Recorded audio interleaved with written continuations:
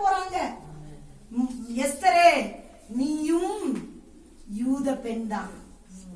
உனக்கு இந்த மேன்மை கிடைத்தது, உனக்கு இந்த பதவி கிடைத்தது உன் ஜனத்தையும் உன் வீட்டாரையும் உன் இனத்தையும் உன் தேச மக்களையும் அழிவில் நின்று தூக்கி விடுவதற்காக தேவன் ஒருவேளை அனுமதித்திருக்கலாம்.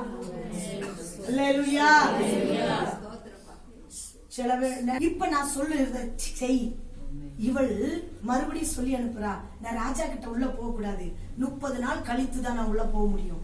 அப்படி நான் உள்ள காலத்துல மௌனமா இருந்துட்டீங்கன்னா, ஆமானின் சதி திட்டத்தை முறியடிக்காம இந்த காலத்துல வாய்க்கு பூட்டு போட்டு நீ உட்கார்ந்துட்டு இருந்தீங்கன்னா அழிவு நிச்சயம். எது தேசம் மட்டுமல்ல, உன் கோத்திரம், உன் வம்சம், உன் சந்ததி, உன் தலைமுறை, உன்னுடைய கோத்திரத்துக்கு எல்லாத்துக்குமே அழிவுதான். அழிக்கிறவன் முகத்துக்கு முன்பாக வருகிறான், சிதறடிக்கிறவன் முகத்துக்கு முன்பாக வருகிறான்.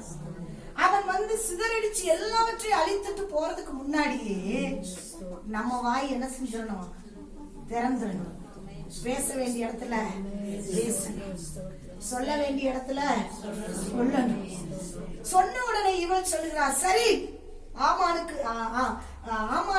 ஆமானுடைய சதி திட்டம் இவளுக்கு தெரிந்த உடனே இவள் மொர்தெகாய் ரெட்டுடுத்தி உட்கார்ந்து இருக்கிறானே சாம்பலில, இவள் ரெட்டுடுத்தி உட்கார்ந்து இருக்கிற சாம்பல் தன் வஸ்திரத்தை கலட்டி விட்டான்.